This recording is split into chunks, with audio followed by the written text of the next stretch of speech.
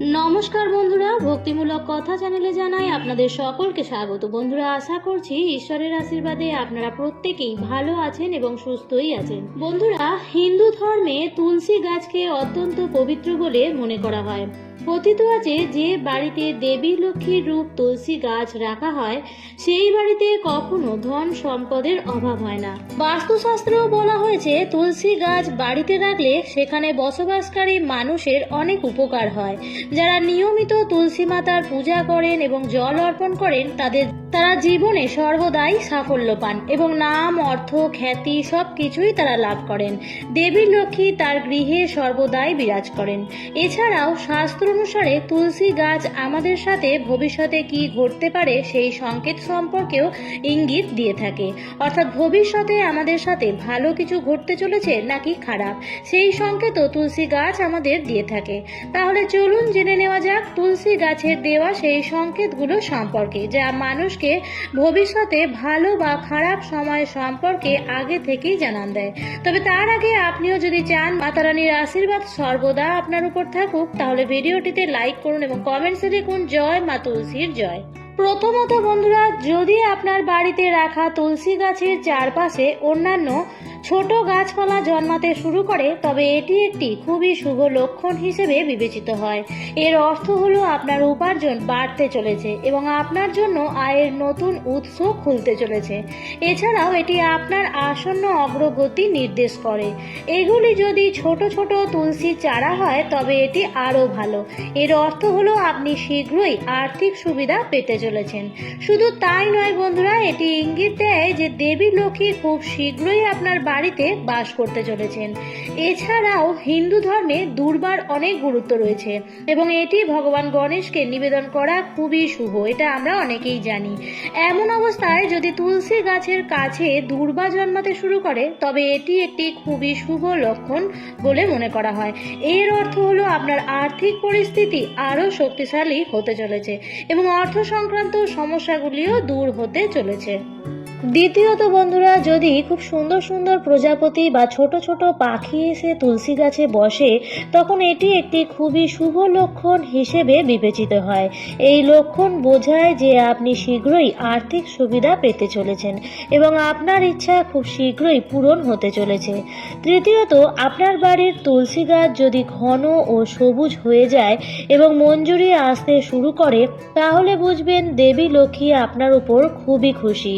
এই পরিস্থিতিতে আপনার নিয়মিত দেবী লক্ষ্মীর পূজা করা উচিত, বড়দের সম্মান করা উচিত এবং অভাবীদের কিছু সাধ্য সামর্থ্য মতো সাহায্য করা উচিত। নিয়মিত দেবী লক্ষ্মীর আরাধনা করলে দেবী লক্ষ্মীর কৃপায় ধন সম্পদ আসতে শুরু করে এবং আপনার অমীমাংসিত কাজগুলি নিজে থেকেই সম্পন্ন হতে শুরু করে। এছাড়াও বাড়ির তুলসী গাছে মঞ্জুরি এলে এটি ভগবান বিষ্ণু এবং মা লক্ষ্মীর পুজোর সময় ভগবান বিষ্ণুকে নিবেদন করা উচিত। এর দ্বারা আপনি ভগবান বিষ্ণু এবং মা লক্ষ্মীর বিশেষ আশীর্বাদ পেতে পারেন। কিন্তু বন্ধুরা, ঘরে রাখা তুলসী গাছের পাতা যদি হঠাৎ সবুজ থেকে হলুদ হয়ে যায়, তার মানে ঘরে নেতিবাচকতা বাড়ছে, ঝামেলা আসতে চলেছে, ঘরে ছড়িয়ে পড়তে পারে রোগবালা। এছাড়াও যদি আপনার বাড়িতে রাম তুলসী রাখা হয় এবং তা আপনা আপনি শ্যামা তুলসীতে পরিণত হয়ে যায়, অর্থাৎ সবুজ পাতা নিজে থেকেই বেগুনি হয়ে যায়, তাহলে আপনি অবশ্যই দেবী লক্ষ্মীর আশীর্বাদ পাবেন। এছাড়াও তুলসী পাতা যদি কালো রঙের হয়, তার মানে শ্রী রাধারানী এবং শ্রীকৃষ্ণ আপনার সাথে সর্বদাই আছেন। আপনার ঘরে সবকিছু শুভ এবং আনন্দদায়ক হতে চলেছে। পঞ্চমত বন্ধুরা, আপনি নিশ্চয়ই অনেকবার লক্ষ্য করেছেন যে ঘরে লাগানো তুলসী গাছ হঠাৎ করেই শুকিয়ে যেতে শুরু করে। অনেক প্রচেষ্টা এবং নিয়মিত জল দেওয়া যত্ন করা সত্ত্বেও তুলসী গাছ শুকিয়ে মারা যায়। শাস্ত্র অনুযায়ী তুলসী গাছ শুকিয়ে গেলে বোঝায় যে আপনার ঘরে নেতিবাচক শক্তি বাস করে। এছাড়াও বাড়িতে কিছু বড় সংকট আসতে চলেছে, যা তুলসী গাছ দ্বারা বোঝা যাচ্ছে। শুধু তাই নয়, তুলসী গাছ শুকিয়ে যাওয়াও ইঙ্গিত দেয় যে খুব শীঘ্রই আপনার ঘরের অর্থ নষ্ট হতে চলেছে। তাই এমন পরিস্থিতিতে তুলসী গাছ কখনোই শুকোতে দেওয়া উচিত নয়। তবে ঘরে লাগানো তুলসী গাছ যদি শুকিয়ে গিয়ে আবার সবুজ হতে শুরু করে তবে তা খুবই শুভ লক্ষণ। এর মানে হলো ইতিবাচক শক্তি আপনার জীবনে প্রবেশ করছে। ভগবান বিষ্ণু এবং মা লক্ষ্মী আপনার উপর খুশি এবং আপনি তাদের আশীর্বাদ পেতে চলেছেন। এছাড়াও তুলসী গাছের হলুদ পাতা ঝরে পড়া স্বাভাবিক, কিন্তু তুলসী গাছের সবুজ পাতা ঝরে পড়লে তা অশুভ বলে ধরা হয়। এমনটা আপনার বাড়িতে রাখা তুলসী গাছের সাথে ঘটলে আপনার বাড়িতে দুঃখ, কষ্ট এবং ঝামেলা, অশান্তির মতো সমস্যা দেখা দিতে পারে।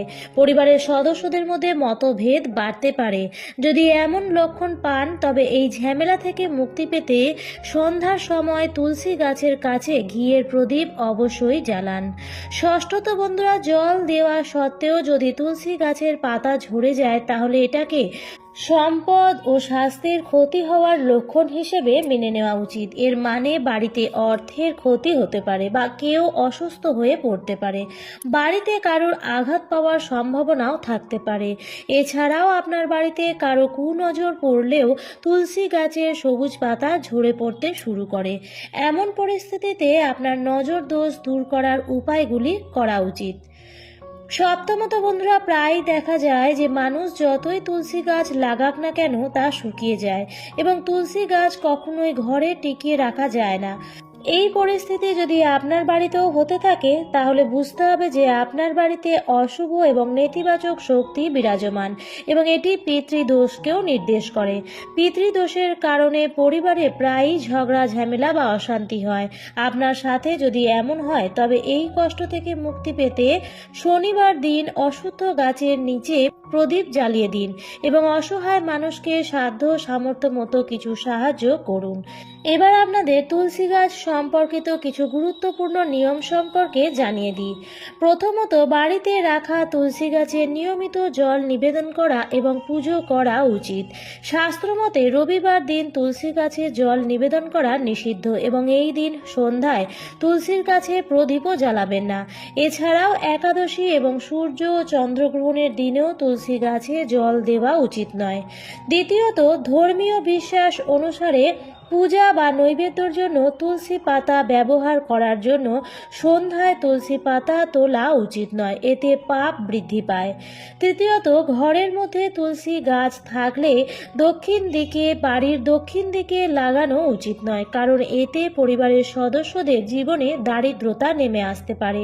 ঘরের উত্তর বা উত্তর পূর্ব দিকে তুলসী গাছ সুখ সমৃদ্ধি নিয়ে আসে, তবে ঘরের বাইরে রাখলে দক্ষিণ দিকেও রাখতে পারেন।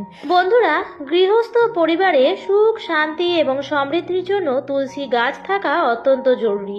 তবে তাকে যেখানে সেখানে রাখলেই হবে না, জল দেওয়ার জন্য রয়েছে বিশেষ নিয়ম।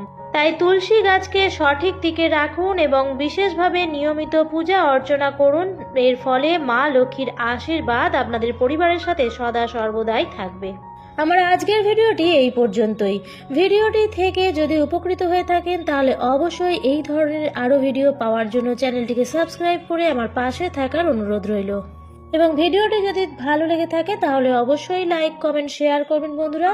আবার দেখা হবে পরবর্তী নতুন ভিডিওতে। ততক্ষণের জন্য ভালো থাকবেন, সুস্থ থাকবেন। ধন্যবাদ।